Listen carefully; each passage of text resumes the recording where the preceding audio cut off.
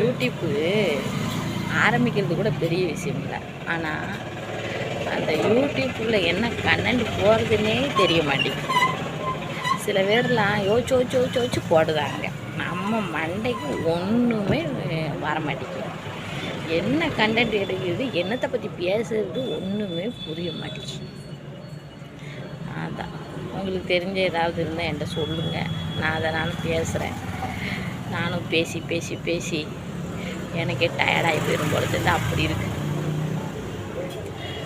அதான் என்ன பண்ணுறது, என்னத்தை பற்றி பேசுறதுன்னு யோசிச்சுட்டு இருக்க. ஒன்றுமே யோசிக்க முடியல. அதுதான் நீங்கள் ஏதாவது இருந்தால் சொல்லுங்கள். அப்புறம் என்னத்தை பேசுறது, வெயில் அதிகமாக இருக்குது. எல்லாம் இளநீர், நொங்கு இந்த மாதிரி எடுத்துக்கோங்க. தண்ணி நல்லா குடிங்க. முடிஞ்ச அளவுக்கு வெயிலில் போகாமலாம் யாரும் இருக்க முடியாது. வெயிலில் போய் தான் ஆகணும். அதுக்கு தக்க நம்ம உடம்பையும் நம்ம பார்த்துக்கிடணும். என்ன செய்ய, வெயில் அப்படி அடிக்கும். இந்த வருஷம் வெயில் ரொம்ப ஓவராக தான் இருக்குது. மக்கள்லாம் சொல்கிறாங்களே வெயில் தாங்க முடியல. அப்போ முதலாம் கட்டு வேலை பார்த்தவங்க வெயிலுக்கெல்லாம் பயந்தா முடியுமான்னு சொன்ன காலம் போய் இப்போ அவங்களே வெயிலை பார்த்துட்டு என்ன வெயிலாக அடிக்கி, வெயில் அடிக்கி அப்படின்ட்டு போகிறாங்க. அந்த மாதிரி இருக்குது வெயில்.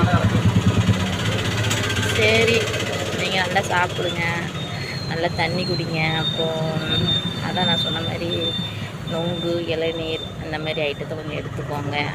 அப்போ தான் நம்ம முடிஞ்ச அளவுக்கு வெயிலேருந்து நம்மளே பாதுகாத்துக்கொள்ள முடியும்.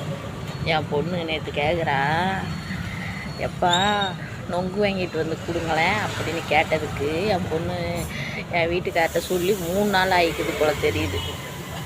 அவர் சொல்கிறாரு, நாளைக்கு வாங்கிட்டு கொடுத்துருதம்மா அப்படின்ட்டு இருக்காரு.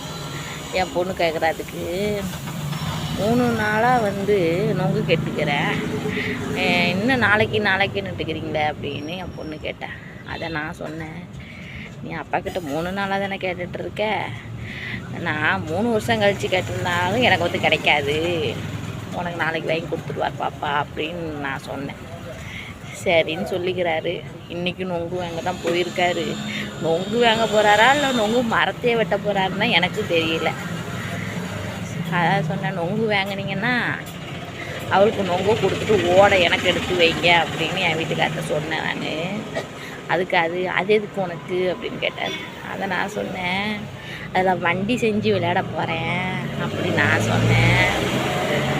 கடைக்கு வர லேட் ஆகிடுதுல, அந்த வண்டி எடுத்துகிட்டு ஓட்டிகிட்டே வந்துடுவேன் அப்படின்னதுக்கு அவருக்கு ஒரே சிரிப்பு. அதுலையா அதான் அப்படி சொன்னது. அதுக்கு நான் சொன்னேன், நொங்கு கிடைச்சாலும் சரி, இளநீ மண்டை கிடைச்சாலும் சரி, எதையாவது எடுத்துகிட்டு வாங்க, அதில் நான் வண்டி செஞ்சு ஓட்டுறேன். இளநியில் வண்டி ஓட்டினா கடக்கு முடக்குன்னு போகுமே, எப்படி வருவேன் அப்படின்னு என்ன கேட்குறாரு. அது ஏன் பாடு, நான் ஓட்டிக்கிட்டு வரல, உருண்டுக்கிட்டே கூட சேர்றேன் கடைக்கு அப்படின்னு நான் சொன்னேன். அப்படி சொன்னதுக்கு ஒரே சிரிப்பு எங்கள் வீட்டில். சரி பார்ப்போம், நொங்கு வருதோ இல்லை நொங்கு மண்டை வருதோ தெரியல. எது வந்தாலும் சரி.